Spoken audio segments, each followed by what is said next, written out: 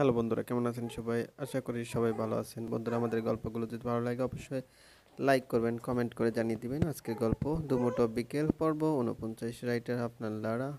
ওসব কথা রাখুন, আমি বললাম আমি এখান থেকে যাব না মানে যাব না। হাত ছাড়ুন, আমি ঘুমাবো এখন। রিম হাত ছাড়িয়ে হনহনিয়ে বিছানার কাছে এসে লম্বা হয়ে শুয়ে পড়ল। স্পর্শ কিছুক্ষণ বিরক্ত নিয়ে ওর দিকে তাকিয়ে থাকলো। এরকম গাড়তেরামি শুরু করে কি বোঝাতে চাচ্ছ?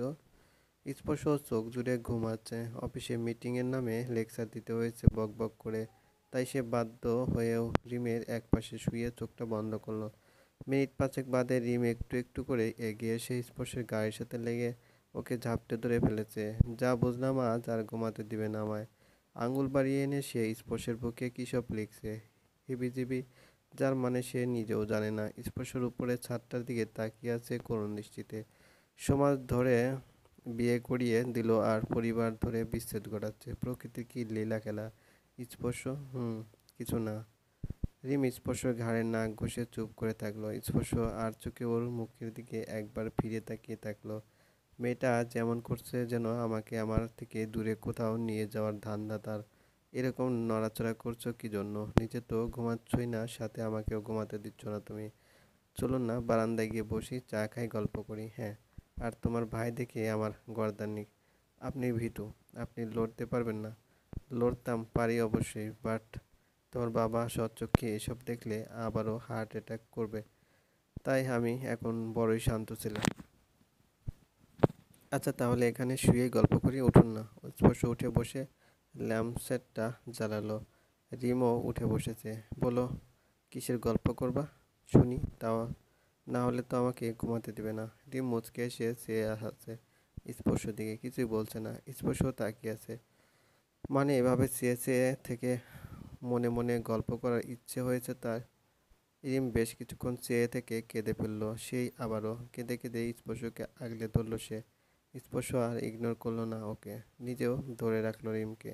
দুজনেই চুপচাপ। আশেপাশে সব কিছুই ও চুপচাপ, কোথাও কোনো বাড়তি শব্দ নেই। কেউ ঘুমাচ্ছে, কেউ রাত জেগে গান শুনছে, কেউ বা চ্যাটিং করছে, আর কেউ বা প্রিয়জনকে ভালোবাসতে ব্যস্ত। প্রিয়জনকে ভালোবাসতে যে দেওয়াল এসে মাঝে আঘাত হানে, এখন সেই মুহূর্তটাই রিমঝিম আর স্পর্শ রয়েছে। রিমের কান্নায় স্পর্শর বুকটা ফেটে চুরমার হয়ে যাচ্ছে ক্রমশ। কেন দুজন দুজনকে ভালোবেসেও পাচ্ছি না একে অপরকে? কেন ধর্মমতে বিয়ে হওয়ার পরেও আমাদের মনে এত সংশয়? পরিবারের পরিস্থিতির জেরে কি যে বিয়েটা হয়েছিল সেটাও ধামাচাপা হয়ে যাবে। না, তা হতে দিতে পারি না আমি। আমি চাইলে সব ঠিক করতে ফেলতে পারি, কিন্তু রিমের বাবা, ওনার যদি কিছু হয়ে যায় আমি তো নিজেকে মাফ করতে পারবো না। তাহলে মানুষ দুটো নয় পড়ে, আর আমি তিনটা নয় পড়েছি। একদিকে রিম, যে আমাকে বুঝেছে এমন একটা সময় যখন আমার হাতে কিছু নেই। অন্যদিকে রিমের বাবার অসুখ একটা চিকন সুতোর মতন হয়ে আছে, বেশি টানলে ছিঁড়ে যাবে। আর তার ভিতর রিহাব কাটার তৈরি দেয়াল নিয়ে দাঁড়িয়ে আছে। রিমের বাবাকে মানিয়ে নিতে গিয়েও পারছি না। ওই রিহাবের দরুন ওরে কি করে থামাবা? মানে আগুনে পানি ঢালবে কি করে সেটাই মাথায় আসছে না আমার। আকি, ও আমাকে হেল্প করতে পারবে, কিন্তু কি করে? ডিম স্পর্শের বুকে ঘুমিয়ে পড়েছে। সেটা বুঝতে পেরে স্পর্শ আলতো করে ওকে পাশে শুয়ে দিয়ে কম্বলটা ভালো মতন টেনে দিল ওর গায়ে। ফোন খুঁজে ভোর 4টায় অ্যালার্ম দিল সে। জলদি উঠে রিমকে তার রুম ফেরত পাঠাতে হবে, নাহলে এই রিহাব শান্তিতে কাউকে বাঁচতে দেবে না। স্পর্শ পাশে শুয়ে রিমের দিকে তাকালো। রিম হাত দুটো ভাঁজ করে মাথার নিচে রেখে ঘুমাচ্ছে। মেয়েটা আজ নিচ থেকে আমার কাছে এসেছিল, আর আমি ওকে এক বিন্দু ভালোবাসাটাও দিতে পারলাম না। যাকে পাবার জন্য উতলা হয়েছিলাম সে নিচ থেকে আসলো, কিন্তু আমি আজ তাকে ছুঁতে গিয়েও ছুঁতে পারলাম না। ভাগ্যের কি নির্মম পরিহাস আমাদের। ভোর 4টা বাজে, অ্যালার্ম বেজে উঠেছে তখন। রিম স্পর্শকে শক্ত করে ধরে মৃদু স্বরে বলল, যাব না, অফ করেন। স্পর্শ চোখটা বন্ধ রেখে হাত নিয়ে ফোন খুঁজে অ্যালার্ম অফ করলো। তার 10 সেকেন্ড বাদে চোখ খুলল সে। এরপর রিমকে টেনে তুলে ফেললো। রিম ঘুমো ঘুমো চোখে এক নজর তাকিয়ে স্পর্শের কাঁধে হেলান দিয়ে আবারও শুয়ে পড়ে বলল, কিছুতেই যাব না। যাও বলছি। এক ধমকে রিমের সব ঘুম জেদ ভেঙে গেছে। রিম চোখ বড় বড় করে চেয়ে থেকে মুখটা ফুলিয়ে বিছানা থেকে নেমে চলে গেল। আর একটাবারও তাকালো না পিছন ফিরে। বারান্দার টপকে নিজের রুমে এসে জানালার কাছে দাঁড়িয়ে দেখলো স্পর্শ তার বিছানায় বসে এদিকেই চেয়ে আছে। রিম মুখটা বাঁকা করে নিজের বিছানায় গিয়ে শুয়ে পড়ল। কাঁদতে কাঁদতে এখন আর চোখ দিয়ে পানি বের হয় না। আর এখন এ সময় কাঁদারও ইচ্ছে নেই তার। তার চেয়ে বরং চুপচাপ ঘুমানোই ভালো। পরের দিন সকাল সকাল রিহাব অফিসে যাওয়ার আগে রিমঝিমকে নিজের চোখে দেখে নিয়ে তারপর গেল। তামিমের খুশি ধরে কে? একে তো রিম বাড়ি ফিরেছে, আর এক তো তার ক্যাকটাস গাছটাও ফেরত পেয়েছে। কি মজা রে মজা!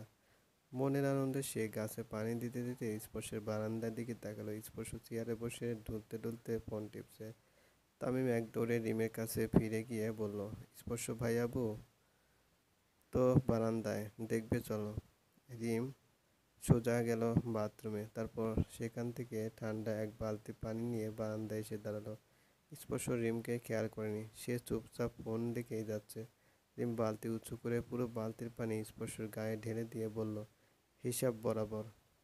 স্পর্শ এক চিৎকার করে বসে আছে এখনো। তামিম মুখে হাত দিয়ে তবদা খেয়ে গেছে।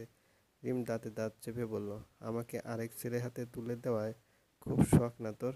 এবার দেখ কেমন লাগে।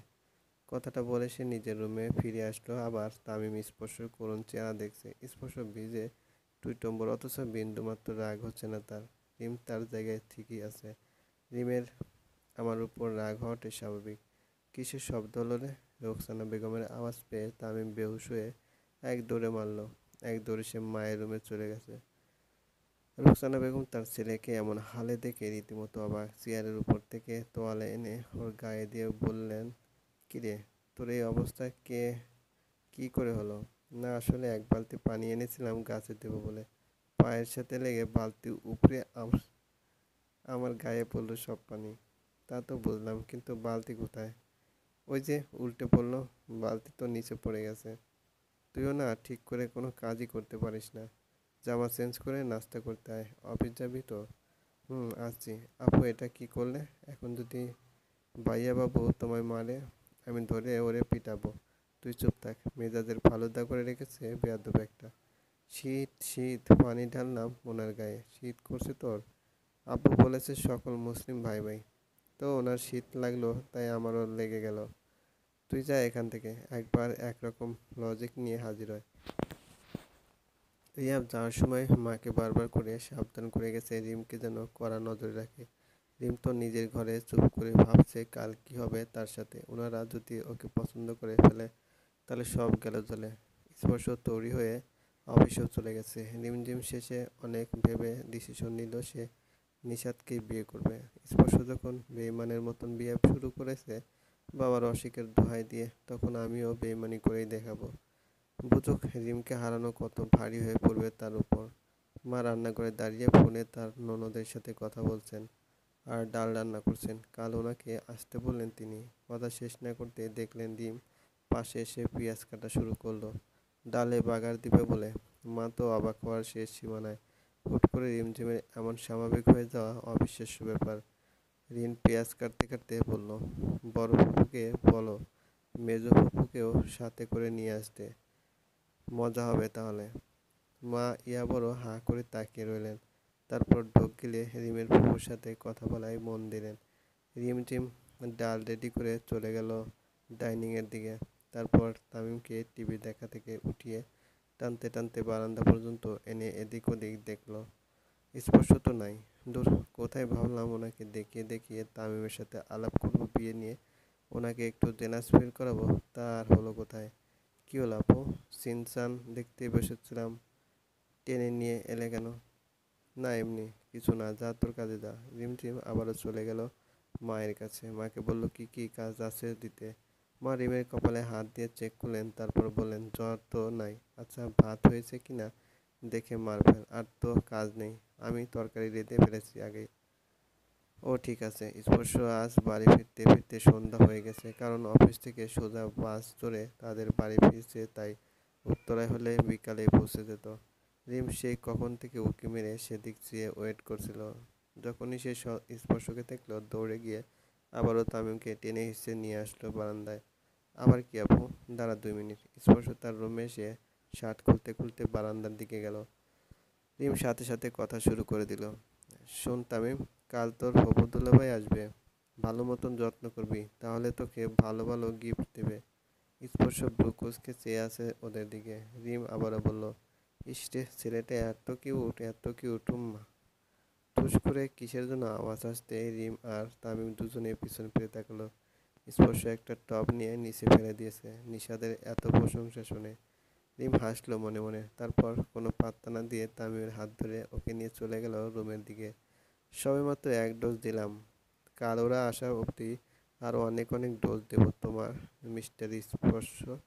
আমাকে ইগনোর করা না, এবার আমি তোমার ইগনোর করব। দেখো তুমি শেষ, নিজেই পাগল হয়ে এই বিয়ে ভাঙবে।